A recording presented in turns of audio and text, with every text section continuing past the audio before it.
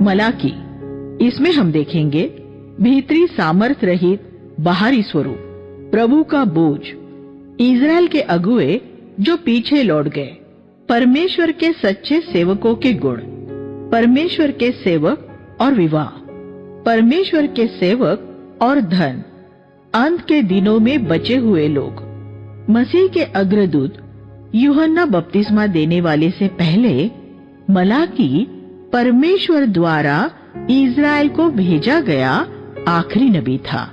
उसने मसीह के आने के लगभग 430 साल पहले नेहम्याह के समय के अंत में नबूवत की थी। मलाकी ने अध्याय 2 और 3 में जिन पापों का उल्लेख किया है वे नेहम्याह अध्याय 13 में दर्शाए गए पापों के ही समान हैं। ऐसा नहीं लगता कि यरूशलेम के यहूदियों पर नेहम्याह की चेतावनी का कोई खास असर हुआ था। नेहम्याह के यरूशलेम से चले जाने के बाद यहूदी फिर से अपनी पुरानी पापमय आदतों में लीन हो गए थे। मलाकी के दृश्य पटल पर आने तक हालात बद से बदतर हो चुके थे। परमेश्वर के लोग आत्मिक रूप में बचे रहने के लिए हमेशा ईश्वरीय अगुओं पर निर्भर रहे हैं। प्रभु का बोझ, मलाकी इस शब्द का अर्थ है मेरा संदेशवाहक। अन्य नबियों की तरह मलाकी का भी एक बोझ था। हर एक नबी का परमेश्वर द्वारा उसे दिया गया एक अनोखा बोझ था, लेकिन सामान्यतः उन सभी की चिंता परमेश्वर के लोगों में पाई जाने वाली पवित्रता की कमी थी। जो बोझ परमेश्वर आपके हृदय पर डालता है वह लगभग हमेशा ही उस सेवकाई की ओर संकेत करता है जो परमेश्वर ने आपके लिए रखी होती है। इसलिए परमेश्वर से एक बोझ पाने की बाट जोते रहे। अगर आप एक बोझ बिना परमेश्वर की सेवा करेंगे तो कुछ समय बाद आप प्रभु के काम से उब जाएंगे और फिर इस बात की पूरी संभावना है कि आप धन, मनुष्यों के सम्मान और पृथ्वी की सुख सुविधा के खोजी हो जाएंगे। ये एक अफसोस की बात है कि आज प्रभु की सेवा का दावा करने वाले बहुत से लोगों के पास उनकी सेवकाई में परमेश्वर से कोई बोझ नहीं है। परमेश्वर एक व्यक्ति को बच्चों के बीच सेवकाई करने का और दूसरे को सुसमाचार प्रचार करने का बोझ दे सकता है और एक अन्य व्यक्ति को परमेश्वर के लोगों को सिखाने का बोझ दिया जा सकता है। परमेश्वर मसीह की देह के विभिन्न अंगों को अलग अलग बोझ देता है। हमें किसी दूसरे की सेवकाई की नकल नहीं करनी चाहिए और न ही उसका बोझ ले लेने की कोशिश करनी चाहिए, और आपको भी दूसरों को आपका बोझ लेने के लिए भी मजबूर नहीं करना चाहिए और किसी को ये अनुमति न दे कि वह उसका बोझ आपको दे दे। परमेश्वर स्वयं आपको एक बोझ दे, वह बोझ जिसकी योजना उसने आपके लिए बनाई है। ज्यादातर लोगों ने मुझसे खास उनकी सेवकाई का बोझ ले लेने का आग्रह किया है, जो अक्सर सुसमाचार प्रचार ही होता है, लेकिन मैंने हमेशा ऐसे दबाव का विरोध ही किया है। परमेश्वर द्वारा किसी दूसरे को दिए गए बोझ में मेरी कोई दिलचस्पी नहीं है।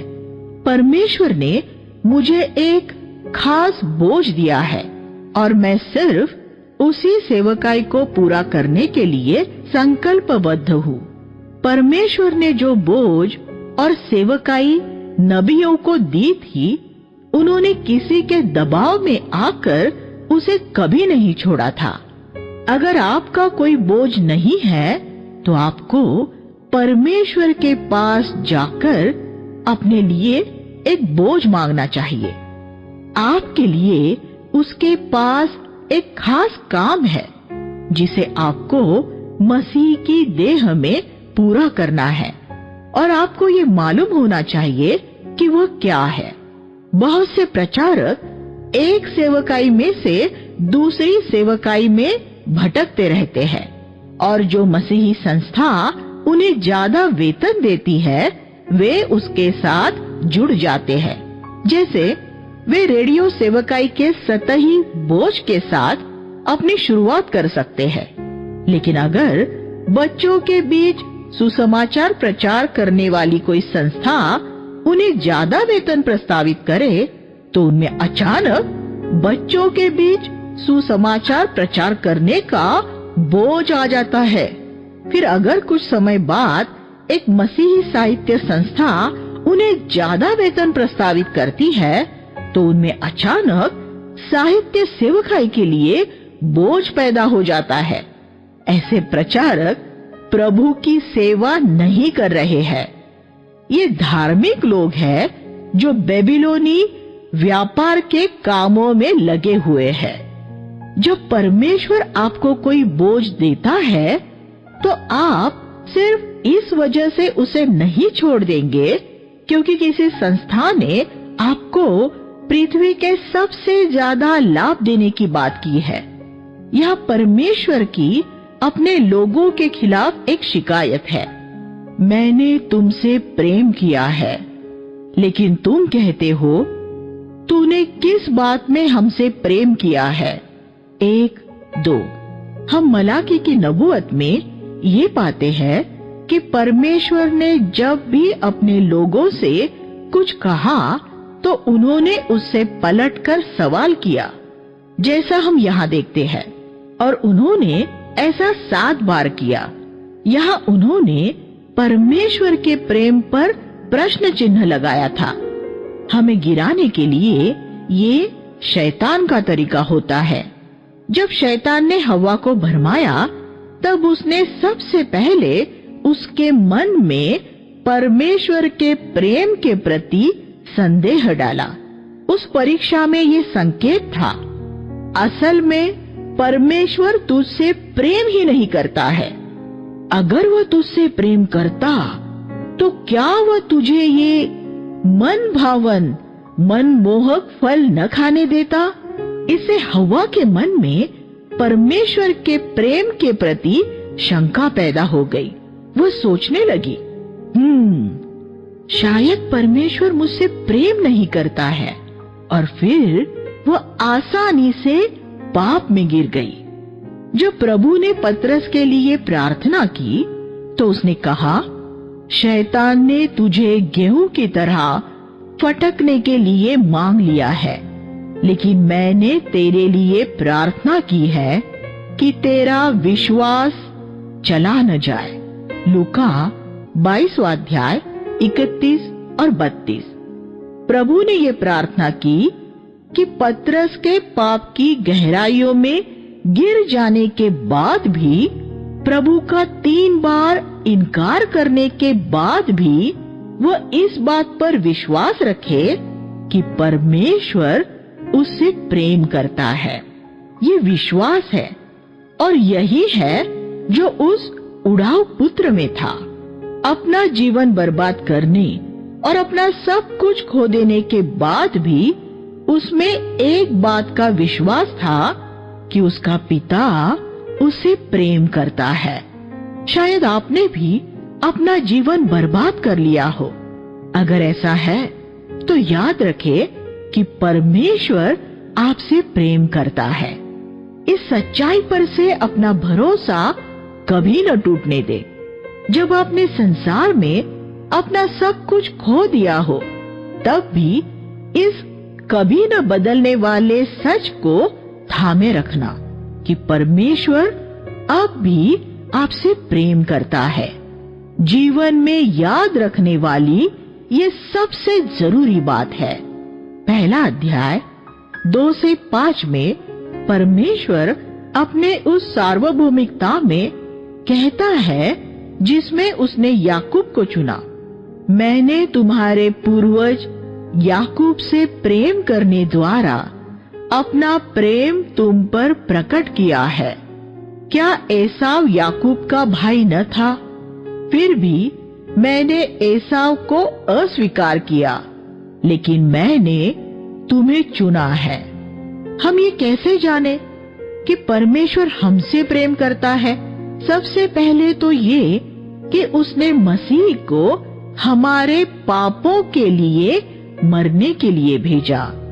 उसने संसार के करोड़ों लोगों में से हमें चुना कि हम जीवन का मार्ग पाने वाले थोड़े से लोगों में गिने जाए।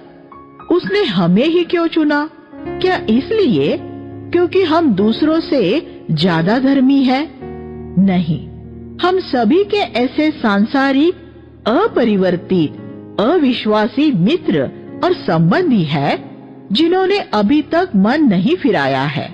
और अगर मानवीय रीति से देखा जाए तो वे हम जो थे उससे बेहतर लोग हैं। परमेश्वर ने हमें इसलिए स्वीकार किया है क्योंकि हमने ये पहचान लिया था कि हम पापी हैं। यीशु धर्मियों को नहीं, पापियों को बुलाने आया था। परमेश्वर ने जब हमें नाली में से निकाला तब हम नाली के कीड़े समान एक पापी थे।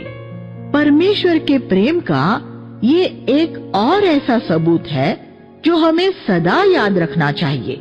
इस बात को कभी न भूले कि संसार के करोड़ों लोगों में से परमेश्वर ने आपको चुना है और इस सारी सृष्टि की रचना करने से पहले उसने आपका नाम जीवन की पुस्तक में लिखा है।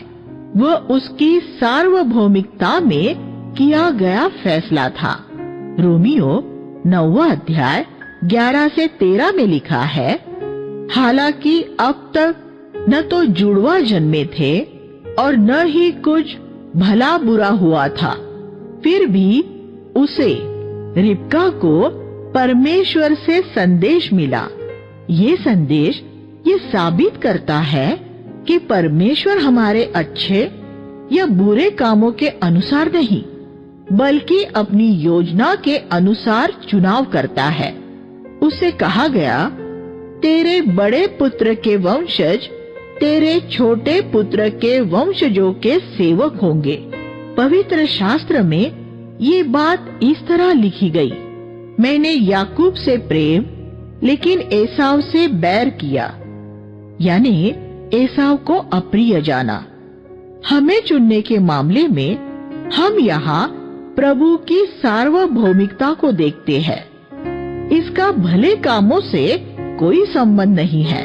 और अगर आपके अंदर ये विचार हो कि आपने प्रभु को पहले चुना है तो वो भी सच नहीं है।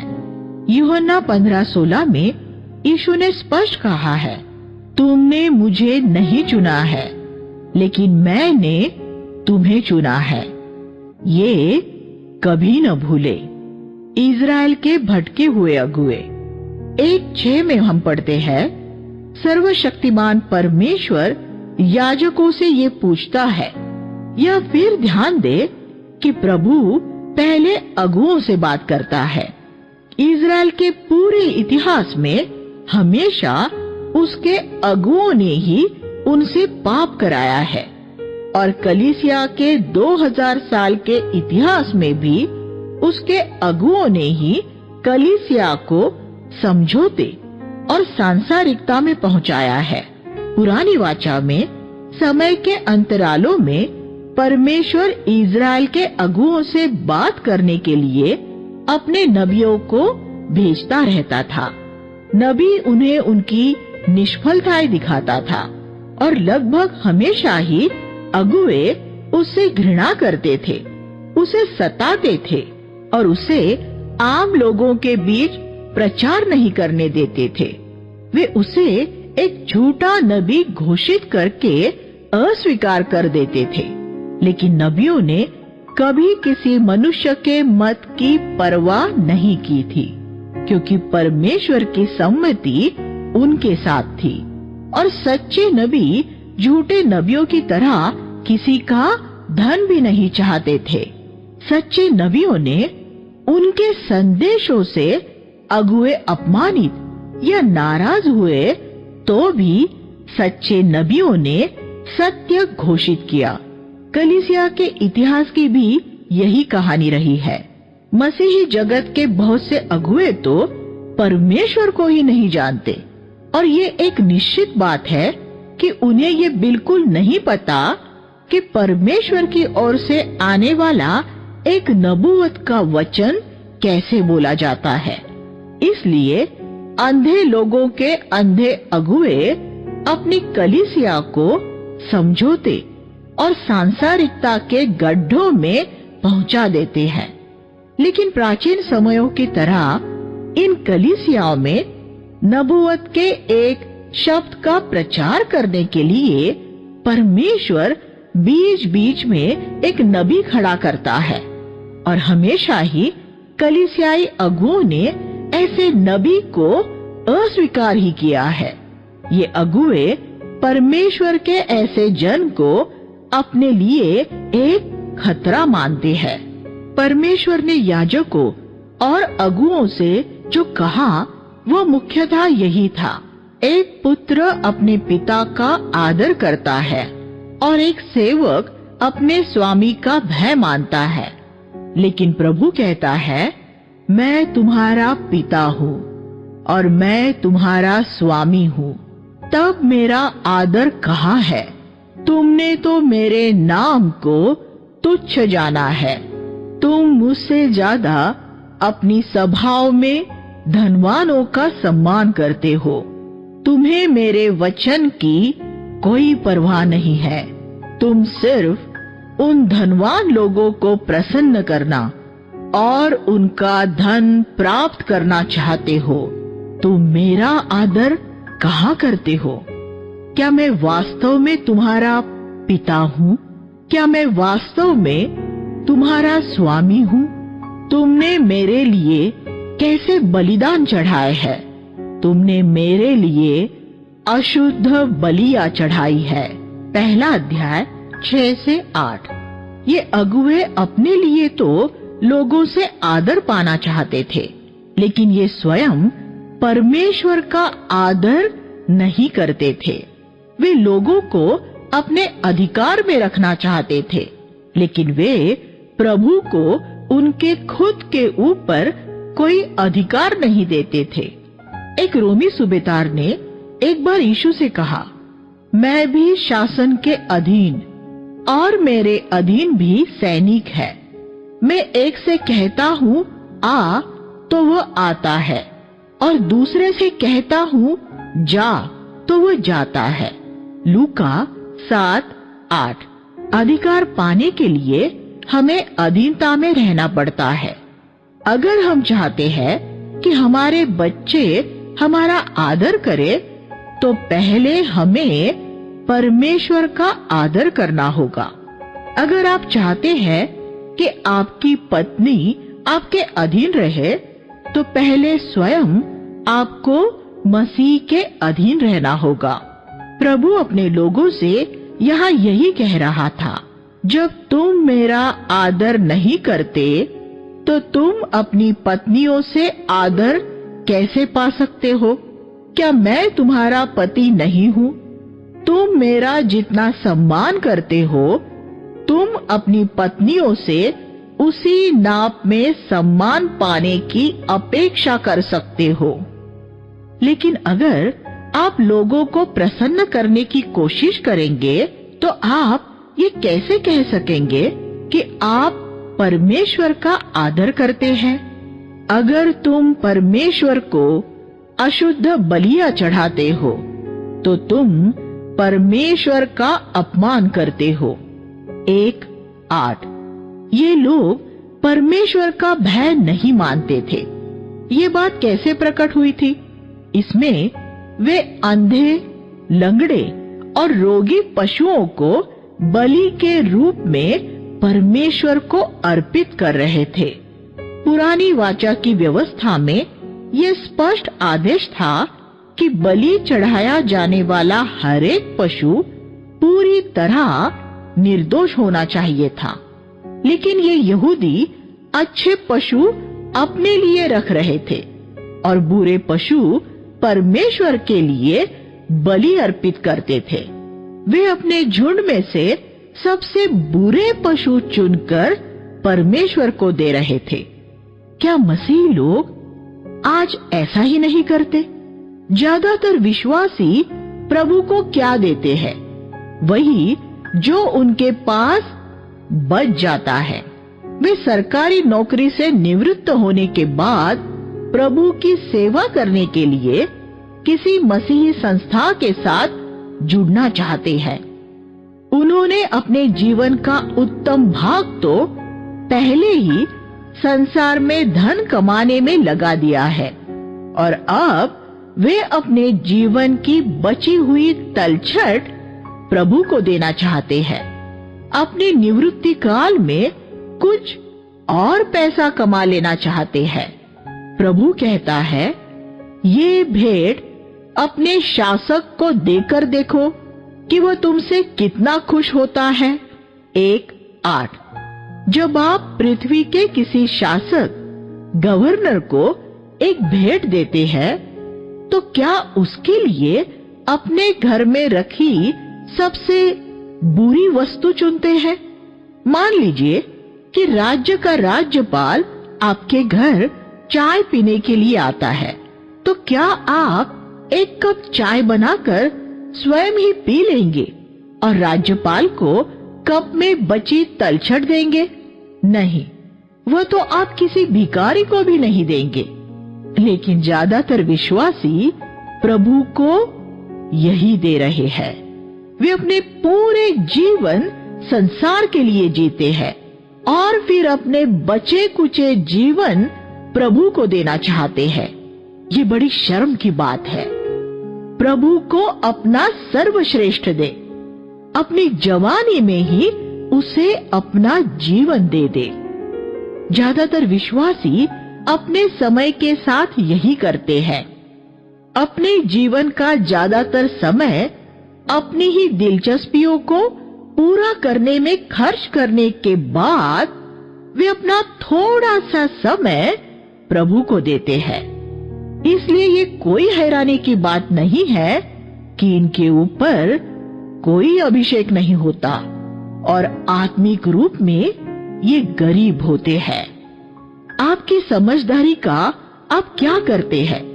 क्या आप उसे परमेश्वर की महिमा के लिए इस्तेमाल करते हैं?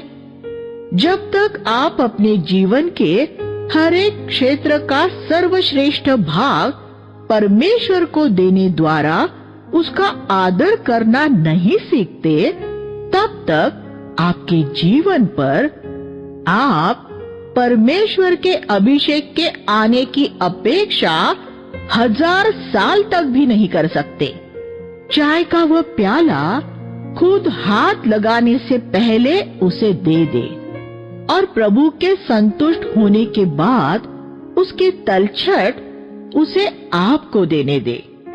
हमें प्रतिदिन इस तरह जीना चाहिए।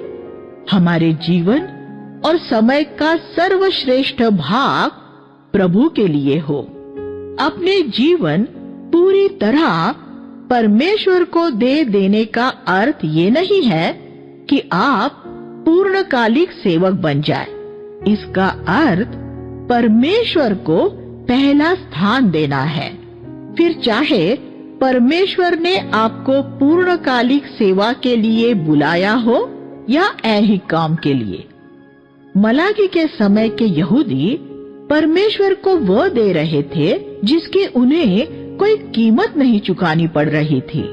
उन्हें आराधना करनी नहीं आती थी।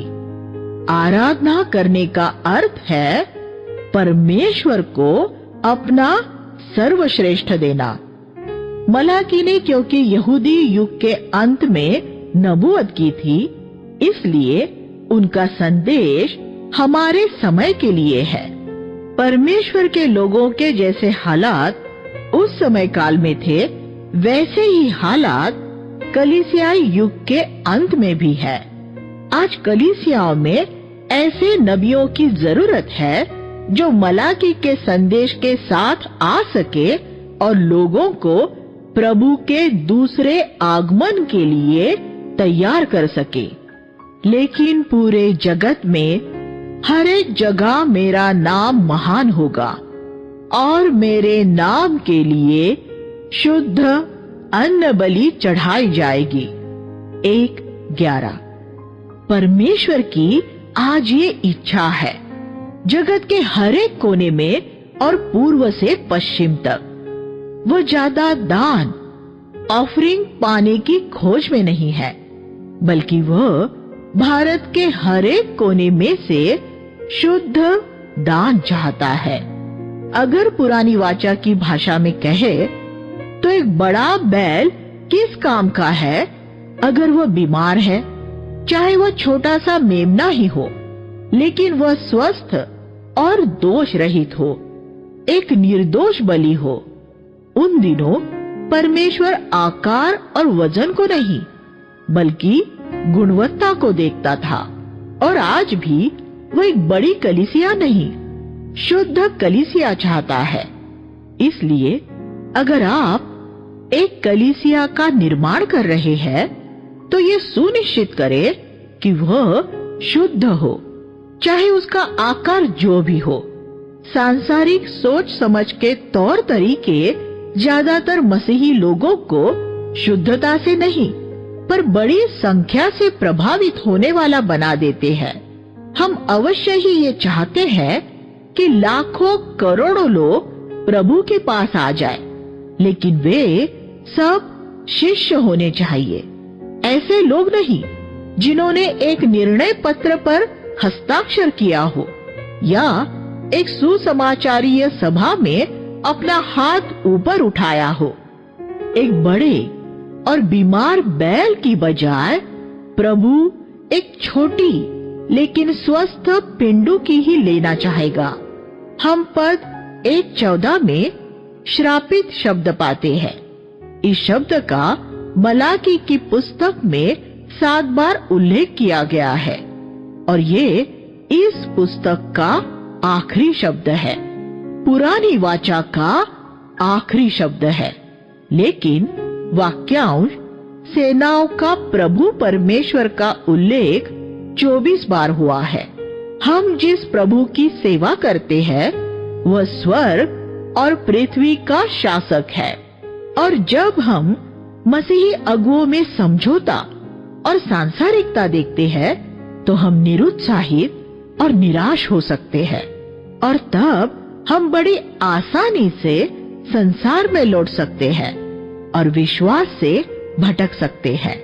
मसीही सेवकों, मसीही कलीसियाओं और मसीही संस्थाओं ने मुझे बहुत बार बहुत ज्यादा निराश किया है, लेकिन इससे मेरी ये इच्छा कभी नहीं बदली कि मैं अपने जीवन के अंत तक विश्वास योग्य रहकर प्रभु की सेवा करता रहूं।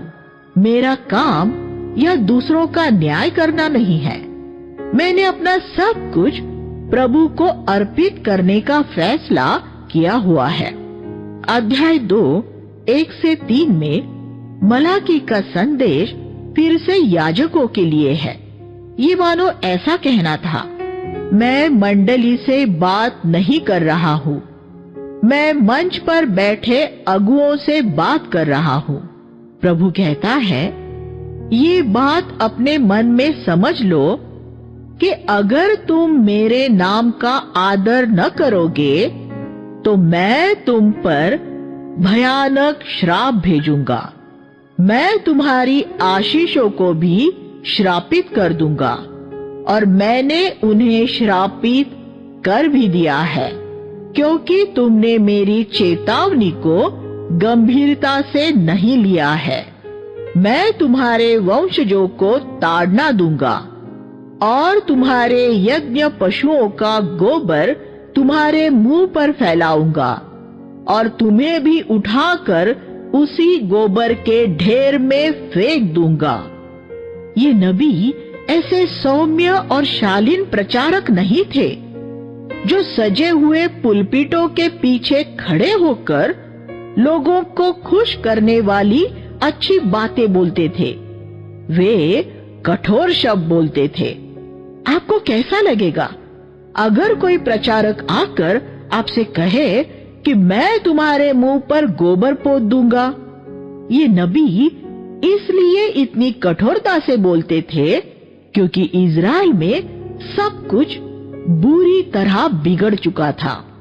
व्यक्तिगत बातचीत में सभ्य, सौम्य और कोमल होना ठीक है, लेकिन जब आप परमेश्वर का वचन बोलने के लिए खड़े हो तो आपको एक सिंह होना चाहिए। आपको पुलपिट में एक सिंह और उसके बाहर एक मेमना होना चाहिए। मैं सभी प्रचारकों को ऐसा ही होने की सलाह दूंगा। यीशु ऐसा ही था। उसने कठोर शब्द बोले और फिर मलाकी ने कहा, तब तुम जान लोगे कि परमेश्वर ने मुझे चेतावनी का ये शब्द देकर भेजा है। 2:4 परमेश्वर के सच्चे सेवकों के गुण। अध्याय 2, 5 और 6 में मलाकी ने अपने समय के लेवियों की तुलना पिछले समय के लेवियों से की और आज प्रभु हमें याद दिलाता है कि पहले प्रेरित कैसे थे और कैसे वह सब छोड़कर प्रभु के पीछे चल दिए थे। वह हमसे कहता है, अपनी तुलना उनके साथ करो। प्रभु कहता है, लेवियों के साथ मेरी वाचा का उद्देश्य जीवन और शांति देना था। मैंने उन्हें यही दिया था और ये इसलिए था कि वह मेरा भय मानता रहे और उसने मेरा बड़ा भय माना। पद 5 और 6 में उन 7 गुणों पर ध्यान दे जो पुराने लेवियों की विशिष्टता थी। ऐसी विशिष्टताएं जो परमेश्वर के हर एक सेवक में होनी चाहिए। 1, उनमें परमेश्वर का भय था। परमेश्वर का भय बुद्धि का क ख ग यानी ABC है। 2, उनमें परमेश्वर के नाम के लिए जलन थी। हमारे प्रभु ने हमें प्रार्थना करना सिखाया, तेरा नाम पवित्र माना जाए। हमारे अंदर ये बड़ी लालसा होनी चाहिए कि हमारे देश में प्रभु बड़ा आदर और सम्मान पाए। 3, वे परमेश्वर के पूरे सत्य का प्रचार करते थे। बहुत से प्रचारक परमेश्वर के पूरे परामर्श का प्रचार नहीं करते, क्योंकि ऐसा करने से वे अपनी लोकप्रियता खो देंगे। इसलिए वे समझौता करने वाले हो जाएंगे। मुझे एक बार एक सभा में बोलने के लिए बुलाया गया, जहाँ सिर्फ मुझे ही बोलना था। सभाओं के शुरू होने के एक सप्ताह पहले आयोजकों ने एक पत्र द्वारा मुझसे ये निवेदन किया कि मैं किसी भी सभा में पानी के बपतिस्मा के बारे में कुछ न बोलूं, क्योंकि इससे कुछ लोग नाराज हो सकते हैं। मैंने उन्हें जवाब देते हुए लिख दिया कि तब तो उन्हें कोई दूसरा प्रचारक ढूंढना पड़ेगा। मैंने उनसे कहा कि मैं ऐसा कोई आमंत्रण स्वीकार नहीं करता जिसमें मुझसे ये कहा जाए कि मुझे क्या बोलना है और क्या नहीं बोलना है। प्रभु का सेवक होते हुए मुझे वही बोलना पड़ेगा जिसका बोझ प्रभु मेरे हृदय पर डालेगा। 4, वे पाप से घृणा करते थे। वे न झूठ बोलते थे और न बेईमानी करते थे। उनके हृदयों में पाप के लिए घृणा थी। 5, वे परमेश्वर के संग संग चलते थे। वे प्रतिदिन इस बात की निगरानी करते थे कि उनकी परमेश्वर के साथ चाल कैसी है। 6, वे खराई से रहते थे। अपने जीवन की हर एक बात में, अपने रुपए पैसों के लेन देन में, अपने आचरण में, आदि चीजों में वे बिना छल कपट किए खराई से चलते थे। 7, वे दूसरे बहुत से लोगों को पाप से मोड़ लाते थे। इन 2 पदों में हमें एक सच्चे प्रचारक के आदर्श जीवन का एक सुंदर चित्र नजर आता है। याजक के होठ ज्ञान की रक्षा करने वाले होने चाहिए और लोगों को शिक्षा पाने के लिए उनके पास जाना चाहिए, क्योंकि वे परमेश्वर के दूत हैं। 2:7 हमें पहले प्रभु के पास जाकर उससे वचन प्राप्त करना चाहिए और फिर केवल तभी लोगों के पास जाकर उन्हें उसका वचन देना चाहिए। एक दूत के मुख में परमेश्वर का वचन होना चाहिए। लेकिन उन लेवियों ने आज के बहुत से लोगों की तरह परमेश्वर के मार्गों को त्याग दिया था, उसकी वाचा को भ्रष्ट कर दिया था और अपने प्रचारों से लोगों को ठोकर खिलाई थी। 2 अध्याय 8 और 9 परमेश्वर के सेवक और विवाह। 2:11 में मलाकी लोगों को अविश्वासियों से विवाह करने और फिर प्रभु के सम्मुख भेंट लाने के लिए ताड़ना देता है। परमेश्वर के एक सेवक का एक ईश्वरीय घर होना चाहिए। ये हो सकता है कि उसकी पत्नी ईश्वरीय भक्ति भाव वाली न हो। बीती सदियों में परमेश्वर के बहुत से सेवकों की अय्यूब की तरह भक्तिहीन पत्नी आ रही है, लेकिन उनके लिए ये बात एक ईश्वरीय पति बनने में बाधा नहीं होनी चाहिए। अगर आपकी अभी तक शादी नहीं हुई है तो अपने लिए एक पत्नी का चुनाव करने के मामले में सचेत रहे। प्रभु से पूछे कि वह आपको दिखाए कि आप जिस लड़की के बारे में सोच रहे हैं उसकी भी आपके साथ साथ उसी रास्ते पर चलने में दिलचस्पी है या नहीं, और कभी किसी से सिर्फ इसलिए विवाह न करे क्योंकि उसका रूप सुंदर मनोहर है। यहूदा के लोगों ने मूर्ति पूजक स्त्रियों से शायद इसलिए विवाह कर लिए थे क्योंकि वे दिखने में सुंदर थी। 2:11 अगर आपने किसी ऐसी स्त्री से विवाह कर लिया है जो धन से प्रेम करती है या जो कंजूस है, तो आपने एक मूर्ति पूजक से विवाह कर लिया है। फिर जब आपको प्रभु के काम के लिए पैसा देना होगा तो वो आपको अपनी पत्नी को बताए बिना ही छुपा कर देना पड़ेगा। अगर आप किसी की गुप्त रूप में मदद करना चाहेंगे तो वह भी आपको पत्नी से छुपा कर करना होगा। इसलिए विवाह करने से पहले ये सुनिश्चित कर ले कि आपके जीवन का उद्देश्य एक ही हो और वह भी आपकी तरह ही प्रभु से प्रेम करने वाली हो। और एक बार जब आपका विवाह हो जाए तो अपनी पत्नी के प्रति पूरे विश्वास योग्य रहे, फिर चाहे वह आत्मिक हो या न हो। यहाँ ये लोग उपवास करते थे, विलाप करते थे, प्रार्थना करते थे, लेकिन वे अपनी पत्नियों के साथ विश्वासघात कर रहे थे। वे अपनी सारी धार्मिक गतिविधियों की वजह से बाहरी तौर पर बड़े धार्मिक नजर आते थे, लेकिन परमेश्वर जो उनके निजी जीवनों को देख रहा था, उनकी किसी प्रार्थना को नहीं सुन रहा था। किसी ने ये कहा है कि हमें ज्यादा प्रार्थना की नहीं बल्कि जवाब वाली प्रार्थना की जरूरत है। बाल के नबियों ने घंटों तक प्रार्थना की थी, जबकि एलिया ने सिर्फ 1 मिनट प्रार्थना की थी। पहले मामले में बहुत प्रार्थना हुई थी, दूसरे मामले में जवाब लाने वाली प्रार्थना हुई थी। प्रार्थना और उपवास द्वारा संतोष पा लेना और उसमें घमंड कर लेना भी आसान होता है।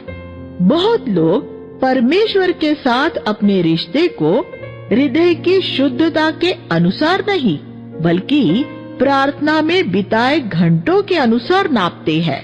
ये इस बात का स्पष्ट प्रमाण है कि ये लोग परमेश्वर से प्रेम नहीं करते। एक ऐसी लड़की के बारे में सोचे जो एक लड़के से गहरा प्रेम करने का दावा करती है, फिर भी उसके साथ समय व्यतीत करते समय वो लगातार घड़ी देखती रहती है और 1 घंटा पूरा होते ही वह कहती है, अच्छा अब मैं चलती हूँ। इससे ये स्पष्ट हो जाता है कि वह उस व्यक्ति से बिल्कुल प्रेम नहीं करती है। अगर वह उससे वास्तव में प्रेम करती हो तो वह कहती, समय से क्या लेना देना है, मैं अपने प्रियतम के पास हूँ। हमारे प्रिय प्रभु के साथ समय बिताना भी ऐसा ही होता है। अगर आप प्रभु से प्रेम करते हैं तो उससे बात करते समय आपकी नजर घड़ी पर न होगी। मैंने अपने पूरे जीवन में ऐसा कभी नहीं किया है। परमेश्वर के साथ की जाने वाली संगति एक प्रेम की संगति है। मलाकी ने लोगों से कहा, प्रभु तुम्हारी प्रार्थनाएं नहीं सुन रहा है, क्योंकि तुम्हारी पत्नियों के विरुद्ध उसने तुम्हारे विश्वासघात को देखा है। जो प्रतिज्ञा तुमने उससे की थी, तुम उसमें विश्वास योग्य नहीं रहे हो। 2:14। प्रचारक बड़े खतरे में रहते हैं, क्योंकि वे अपना बहुत समय पुलपिट में खड़े रहते हुए बिताते हैं और कुछ खास तरह की स्त्रियां उनकी तरफ आकर्षित हो सकती है। ये स्त्रियां आत्मिक नहीं, धार्मिक होती है। एक ऐसी स्त्री प्रचारक के पास आकर बड़ी अदा से उससे कह सकती है, भाई मुझे आपसे एक सवाल पूछना है। वह सिर्फ प्रचारक के नजदीक आना चाहती है। अनेक जगहों में मेरा प्रचार पूरा होने के बाद बहुत बार ऐसी स्त्रियां मेरे पास आई है और प्रभु ने मुझे इस बारे में सचेत किया है। अब तू संभल कर चलना, ये वही पुराना सर्प है। इसलिए अगर वह स्त्री विवाहित होती है तो मैं उससे कहता हूँ, बहन आप ये प्रश्न घर में अपने पति से पूछे। लेकिन उनका जवाब होता है, लेकिन वह एक आत्मिक मनुष्य नहीं है। वह खुद भी ये नहीं जानती कि वह स्वयं भी आत्मिक नहीं है, सिर्फ धार्मिक है। फिर मैं उससे कहता हूँ, अगर वे आत्मिक नहीं है तो कोई बात नहीं, लेकिन आप फिर भी उन्हीं से पूछे, क्योंकि बाइबल कहती है स्त्रियां घर में अपने पति से पूछे। 1 कुरिन्थियों 14वां अध्याय 34 और 35। और अगर वह आपके सवाल का जवाब न दे सके तो उनसे कहना कि वे मुझसे आके मिले और मैं आपके पति को समझा दूंगा। ऐसा जवाब सुनकर ज्यादातर स्त्रियां नाराज हो जाती है और फिर वे मुझे कभी परेशान नहीं करती। आप अपने आप को बचाए रखना चाहते हो तो इस उदाहरण के अनुसार करें। लेकिन कुछ प्रचारकों को असल में ये अच्छा लगता है कि सुंदर स्त्रियां उनके सिर हिलाती और आंखें मटकाती हुई उनके पास आए और उनसे सवाल करे। आखिर में ऐसे प्रचारक ही पाप में गिरते हैं। अगर आप गिरने से बचना चाहते हैं तो ऐसी स्त्रियों को अपने से दूर रखें। मैं ये नहीं कह रहा हूँ कि आपको स्त्रियों से बिल्कुल बात नहीं करनी चाहिए, लेकिन चंचल स्त्रियों से सचेत रहे। ये देखे कि एक स्त्री ने कपड़े कैसे पहने हैं, वह अपना सिर और आंखें कैसे हिलाती है, और तब आप चंचल किस्म की स्त्रियों को आसानी से पहचान सकेंगे। आप दूसरी स्त्रियों के साथ अपने बात करने के तरीके द्वारा भी अपनी पत्नी के साथ विश्वासघात कर सकते हैं। आप एक स्त्री की देह को छुए बिना ही उसके साथ अपने हृदय में व्यभिचार कर सकते हैं। इन दिनों स्त्री और पुरुष एक दूसरे के बहुत नजदीक रहते हुए कार्यालयों में साथ साथ काम करते हैं। इस सवाल द्वारा अपने आप को परख कर देखें।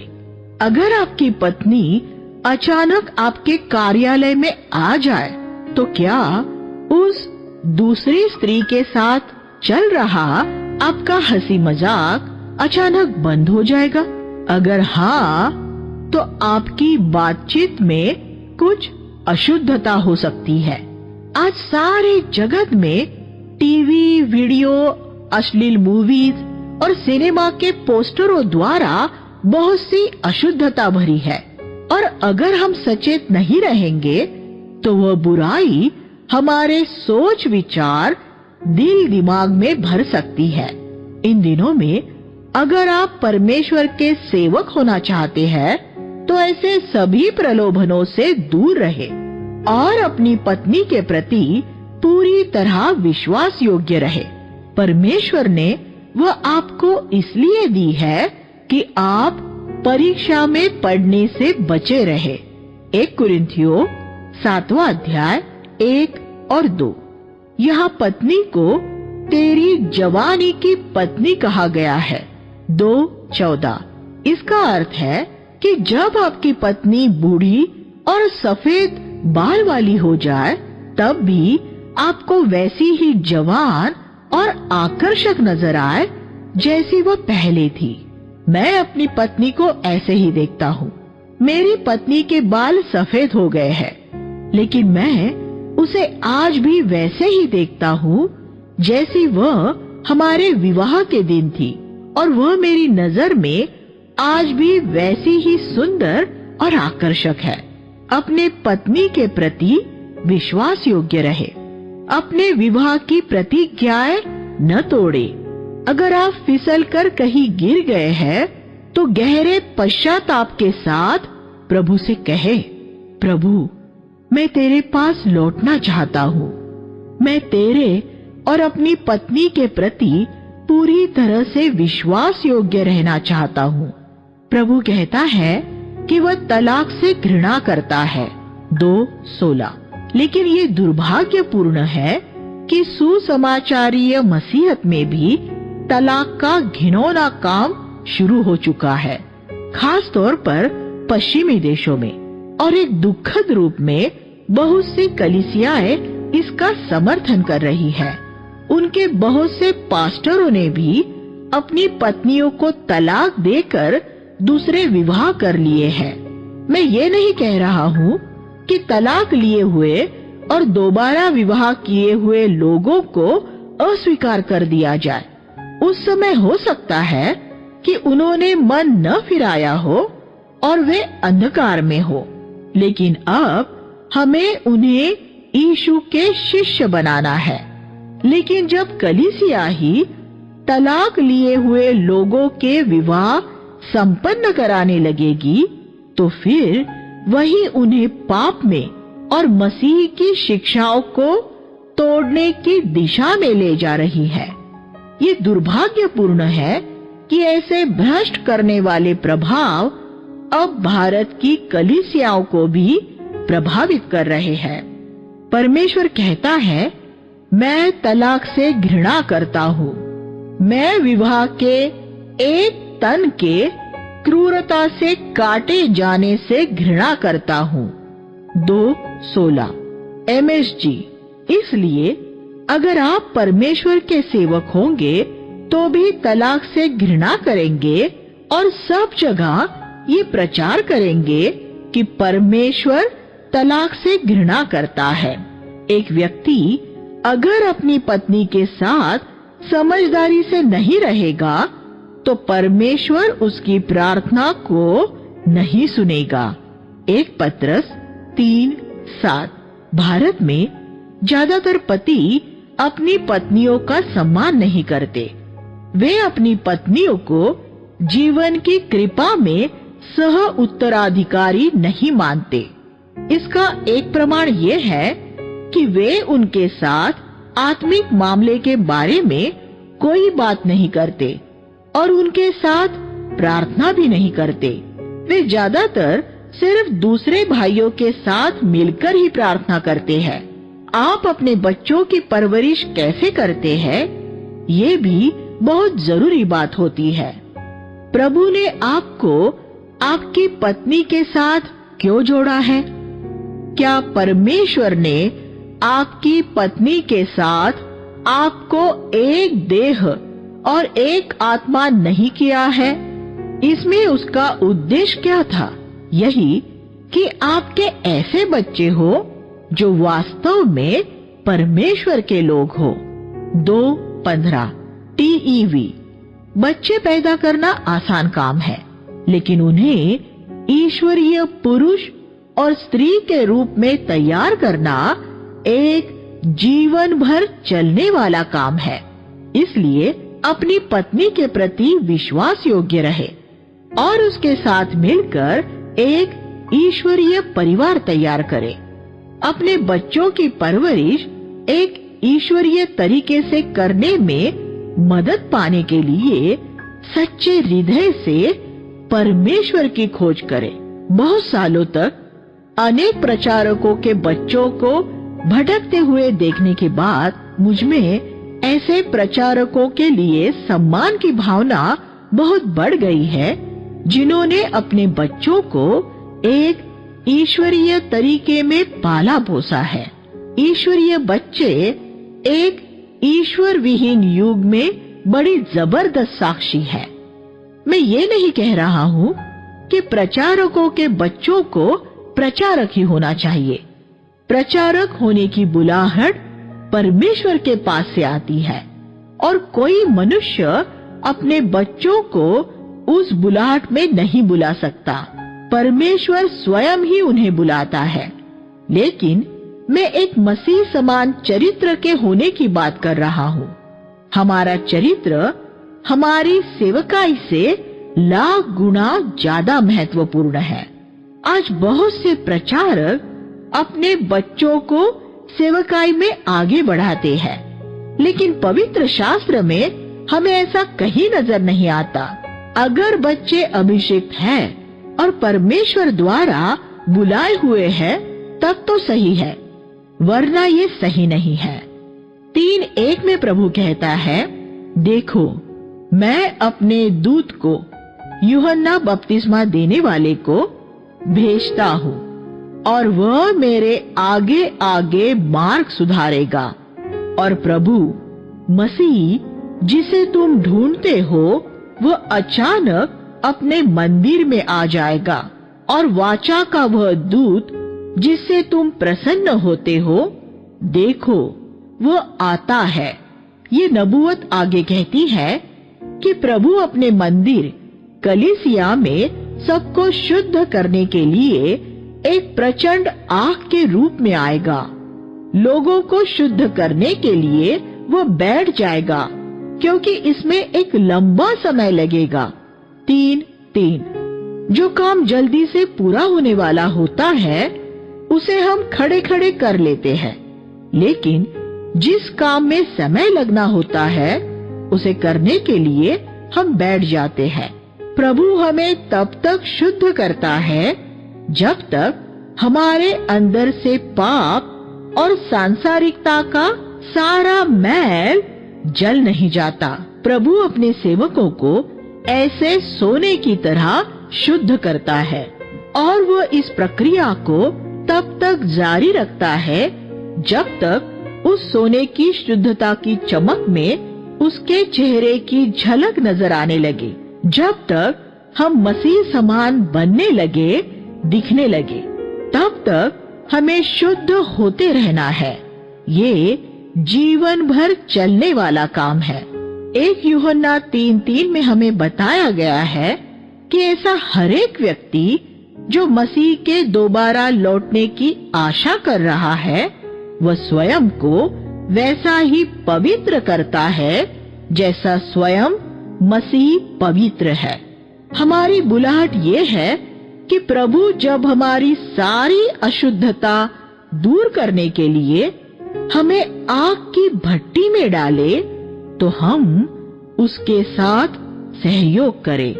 ये आग हमारे मुश्किल हालातों, परीक्षाओं, बीमारियों और शरीर में चुभने वाले उन कांटों द्वारा तैयार होती है जो प्रभु से अनुमति पाकर शैतान हमें चुभाता रहता है। धन के प्रेम रूपी मैल से हमें शुद्ध करने के लिए प्रभु हमें धन संपत्ति के नुकसान में से गुजरने दे सकता है। वह हमें मनुष्यों के सम्मान रूपी मैल से शुद्ध करने के लिए वह लोगों को हम पर झूठे दोष लगाने और हमारे सिरों पर चढ़ जाने की अनुमति दे सकता है। उसका अंतिम लक्ष्य यही है कि हमारे जीवन के सभी क्षेत्रों में हम मसीह समान बन जाए। हम सिर्फ तभी उसे एक शुद्ध बलि चढ़ा सकते हैं अगर आप प्रभु को ये अनुमति देंगे कि वह आपको परख, सताव, क्लेश, परीक्षा, गलतफहमी, झूठे आरोपों आदि की आग में से लेकर चले और इन सभी में आपका प्रत्युत्तर परमेश्वर के अधीन रहना और अपने सताने वालों से प्रेम करना हो, तो आप ऐसे शुद्ध हो जाएंगे कि जब परमेश्वर दूसरों के लिए आपको वचन देगा तो आपके शब्दों में एक भरपूर अभिषेक होगा और आपकी सेवकाई में परमेश्वर की सामर्थ होगी। तब आप सिर्फ वह नहीं दोहरा रहे होंगे जो आपने दूसरों को प्रचार करते हुए सुना होगा। आपके शब्द आपके जीवन में से आएंगे। परमेश्वर हम सब के लिए ऐसी सेवकाई चाहता है। यही वह पवित्र बलि है जो वह चाहता है। मैं परमेश्वर हूँ जो बदलता नहीं। इसलिए हे याकूब की संतान, तुम अब तक नाश नहीं हुए। 3:6 ये पद पुरानी वाचा के अंत में ऐसे लोगों की गलत सोच को सही करने के लिए ही दिया गया है जो ये कल्पना करते हैं कि जिस परमेश्वर का वर्णन नई वाचा में है वह पुरानी वाचा के परमेश्वर से ज्यादा सौम्य है। ये बिल्कुल सच नहीं है। इसलिए पुरानी वाचा के अंतिम पृष्ठ पर परमेश्वर इस बात पर जोर देता है कि वह कभी न बदलने वाला परमेश्वर है। वह आज भी पाप से उतनी ही घृणा करता है जितनी पुरानी वाचा के समय में करता था, और जैसी दया और करुणा वह आज करता है वैसे ही वह उस समय भी करता था। वह बदला नहीं है और वह कभी नहीं बदलेगा। परमेश्वर के सेवक और धन। प्रभु कहता है, क्या मनुष्य परमेश्वर को लूट सकता है? फिर भी तुम मुझे लूट रहे हो। लेकिन तुम पूछते हो, हमने किस बात में तुझे लूटा है? दशमांश और भेंटों में तुम पर भारी श्राप पड़ा है, क्योंकि तुम मुझे लूटते हो। वरन सारी जाति ही ऐसा करती है। सारे दशमांश भंडार में ले आओ कि मेरे घर में भोजन वस्तु रहे, और ऐसा करके मुझे परखो कि मैं तुम्हारे लिए आकाश के झरोखे खोलकर तुम्हारे ऊपर अपरंपार वर्षा करता हूँ या नहीं। तब मैं तुम्हारे लिए नाश करने वाले को ऐसा घुड़कूंगा कि वह तुम्हारी भूमि की उपज को नाश नहीं करेगा, और न ही तुम्हारी दाखलताओं के फल कच्चे गिरेंगे। 3 अध्याय 8 से 11। क्या आप जानते हैं कि पेंतेकुस्त के दिन के बाद से, जब से नई वाचा लागू हुई है, एक बार भी दशमांश का उल्लेख नहीं किया गया है। नई वाचा में दशमांश के लिए कोई आज्ञा नहीं दी गई है। फिर भी बहुत से लालची पास्टर आज भी इसका प्रचार करते हैं और गरीब और अज्ञानी विश्वासियों का शोषण करते हैं। यीशु ने अपने शिष्यों को दशमांश नहीं बल्कि देना सिखाया। हमें परमेश्वर को सबसे पहले क्या देना है? रोमियो 12:1 कहता है, भाइयों, मैं परमेश्वर की दया का स्मरण दिलाकर तुमसे आग्रह करता हूँ कि अपने शरीरों को दशमांश नहीं, जीवित और पवित्र और ग्रहण योग्य बलिदान करके परमेश्वर को अर्पित कर दो। पुरानी वाचा में जिस तरह दशमांश देने पर जोर दिया गया था, वैसे ही नई वाचा में हमारे शरीर परमेश्वर को देने पर जोर दिया गया है। फसह के मेमने और विश्राम दिन की तरह दशमांश का उद्देश्य भी सिर्फ एक प्रतीकात्मक स्वरूप होना था। फसह का मेमना मसीह का प्रतीकात्मक स्वरूप था और विश्राम दिन वो भीतरी शांति है जो हमें मसीह देता है। पुरानी वाचा की ये सारी विधियां सिर्फ उन सब बातों की छाया मात्र है जो मसीह में पूरी होने वाली थी, जैसा कुलुसियों 2 अध्याय 16-17 पूरी तरह स्पष्ट कर देता है। दशमांश के बारे में परमेश्वर ने कहा है, दशमांश का उद्देश्य ये है कि तुम अपने जीवन में परमेश्वर को प्रथम स्थान दो। व्यवस्था विवरण 14:23 LB। पुरानी वाचा में वे ये प्रमाणित करने के लिए दशमांश देते थे कि परमेश्वर का उनके जीवन में प्रथम स्थान है। नई वाचा में हम अपनी देह परमेश्वर को देते हुए ये प्रमाणित करते हैं कि उसका हमारे जीवन में प्रथम स्थान है। हमारी देह को अर्पित करने का क्या अर्थ है? इसका अर्थ है हमारी आंखें परमेश्वर को दे देना कि हम फिर उन्हें अपने लिए इस्तेमाल न कर सके। क्या ये आसान है? या अपनी आमदनी में से परमेश्वर को 10% देना आसान है? आप जानते हैं कि परमेश्वर को अपनी आमदनी में से 10% दे देना आसान है, लेकिन हर एक महीने के हर एक दिन अपनी आंख को परमेश्वर के लिए शुद्ध रखना आसान नहीं है। यही वजह है कि प्रचारक आंखें शुद्ध रखने के बजाय दशमांश देने की बात ज्यादा सिखाते हैं। बहुत से पास्टर धन के प्रेमी हैं और वे यही चाहते हैं कि उनकी मंडलियां दशमांश दिया करे ताकि वे उस दशमांश से धनवान बनते जाए। लेकिन क्योंकि नई वाचा में दशमांश के बारे में कहीं नहीं है, इसलिए वे मलाकी के इस भाग द्वारा अज्ञानी विश्वासियों को डराकर उनसे हर महीने दशमांश वसूल करते रहते हैं।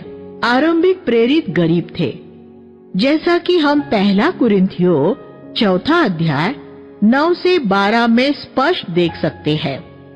परमेश्वर ने हम प्रेरितों को जुलूस के अंत में रखा है।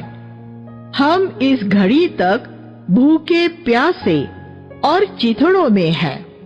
हमारे साथ बुरी तरह व्यवहार किया जाता है और हम मारे मारे फिरते हैं।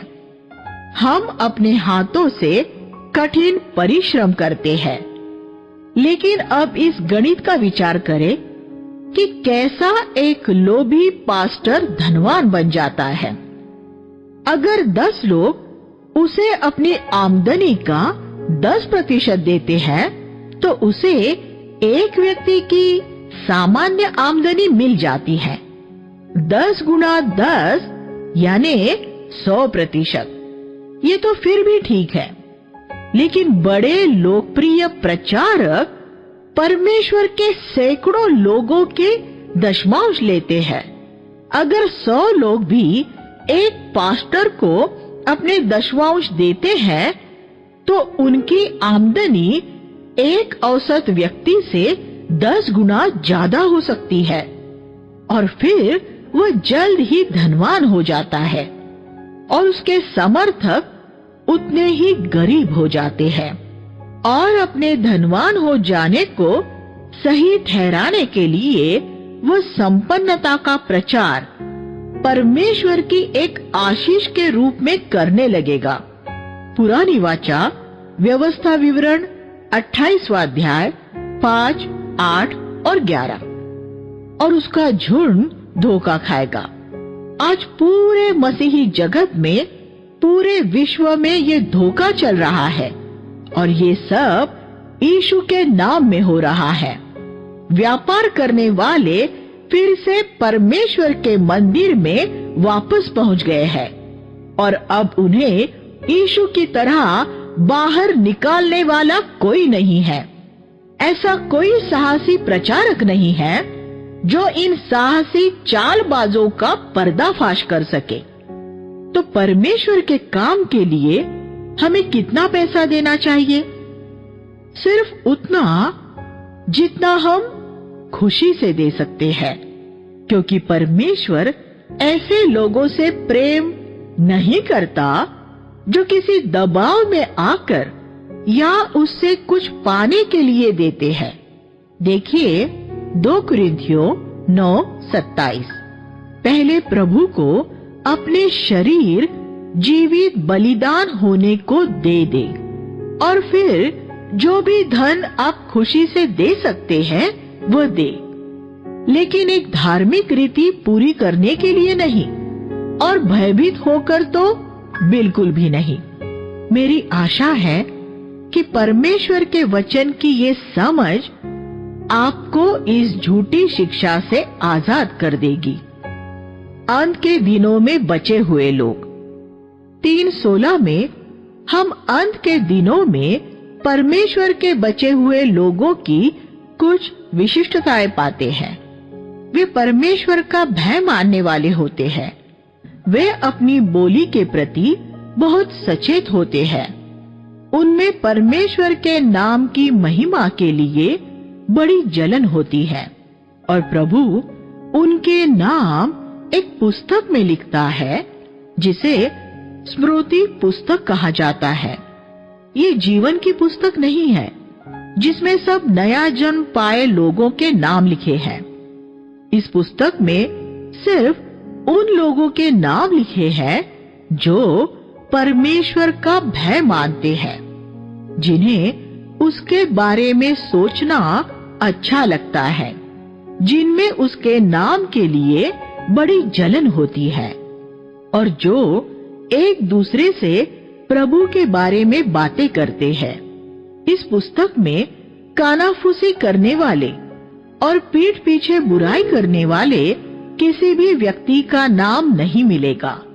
मेरा अनुमान है कि इस पुस्तक में जीवन की पुस्तक के नामों की संख्या का 5% से भी कम होगा। प्रभु कहता है कि ये संत उसका खास खजाना है।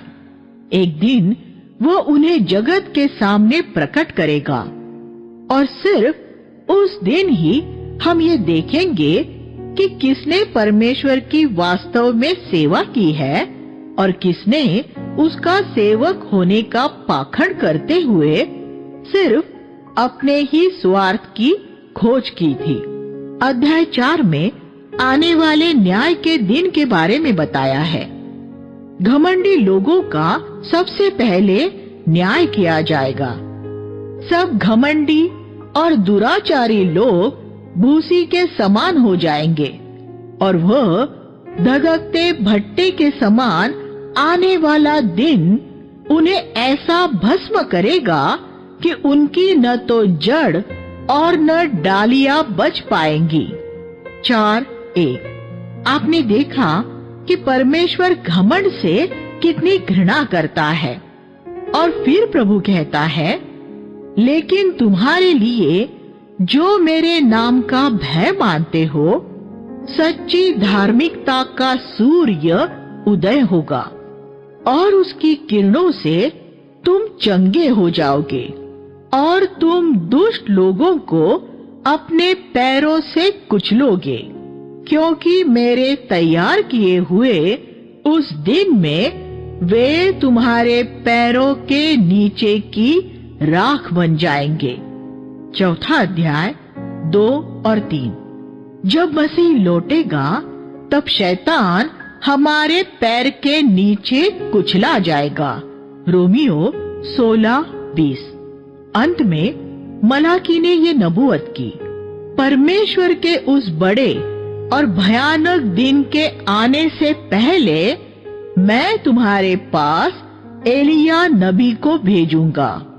4:5। यूहन्ना बपतिस्मा देने वाला इज़राइल में एलिया की आत्मा में आया था। लूका 1:17। लेकिन यीशु ने अपने समय के यहूदियों से कहा था कि जिसकी नबूवत की गई है, यूहन्ना सिर्फ तभी वह एलिया होता अगर वे यूहन्ना और उसके संदेश को स्वीकार करते। मत्ती 11:14। लेकिन इज़राइल ने यूहन्ना को स्वीकार नहीं किया और इसलिए जिस एलिया की नबूवत की गई थी, यूहन्ना वह नहीं था। अब जबकि हम अंत के दिनों में प्रवेश कर रहे हैं, तो परमेश्वर जगत में एक एलिया सेवकाई भेजेगा। ये किसी अकेले व्यक्ति द्वारा नहीं होगी, जैसा कि पुरानी वाचा के समय में था, लेकिन अंत के दिनों की मसीह की देह द्वारा होगी। कलीसिया और उसके सेवकों को अब एलिया की आत्मा में जाना है, और जैसे एलिया ने करमेल पर्वत पर प्रचार किया था, वैसे ही उन्हें भी ये प्रचार करना है। तुम दो स्वामियों की सेवा नहीं कर सकते। अगर मसीह तुम्हारा प्रभु है तो उसकी सेवा करो, और अगर मैमन धन संपत्ति तुम्हारा ईश्वर है तो उसकी सेवा करो। लेकिन तुम दोनों की सेवा नहीं कर सकते। मलाकी का अंतिम कथन ये है कि एलिया माता पिता के मन उनके पुत्रों की ओर और पुत्रों के मन उनके माता पिता की ओर फेरेगा, कि ऐसा न हो कि प्रभु पृथ्वी को श्राप के द्वारा नाश करे। 4:6। जकरिया की पुस्तक में हमने एक ऐसी नबूवत देखी थी जिसमें माता पिता और बच्चों के बीच पीढ़ी का अंतर मिट जाएगा और माता पिता अपने बच्चों के साथ एक महिमामय संगति में होंगे। यहाँ भी हम वैसे ही नबूवत पाते हैं। ये परमेश्वर की इच्छा है और अंत के इन दिनों में कलीसिया को इस पर जोर देना चाहिए। हमें पारिवारिक संबंध बढ़ाने चाहिए।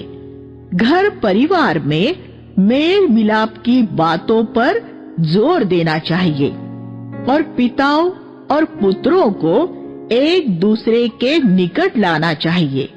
झूठे धार्मिक पंथ बच्चों और माता पिता को एक दूसरे से अलग करते हैं और घरों को तोड़ते हैं। यहाँ ये कहा गया है कि जो ऐसा करेंगे परमेश्वर उन्हें श्राप देगा। अंत के इन दिनों में परमेश्वर माता पिता और बच्चों को एक दूसरे से जोड़ना चाहता है। ये एक महत्वपूर्ण बात है कि पुरानी वाचा का अंतिम शब्द श्राप है। मसीह हमारे लिए श्राप बना ताकि वह श्राप मिटाया जा सके। गलातियों 3:13। इसलिए नई वाचा का अंतिम वाक्यांश ये है, प्रभु यीशु मसीह का अनुग्रह सब पवित्र लोगों पर होता रहे। प्रकाशित वाक्य 22:21। मसीह के आने पर पृथ्वी का सारा श्राप पूरी तरह मिटाया जाएगा। आज हमारी बुलाहट यही है कि हम लोगों को प्रभु के आगमन के लिए तैयार करें। आइए हम प्रार्थना करें। हे स्वर्गीय पिता, इन ईश्वरीय भविष्य वक्ताओं के उदाहरण का पालन करने के लिए हमारी सहायता कीजिए, ताकि हमारे देश में, हमारे इस समय में हम ऐसे बहुत से अधिक होंगे।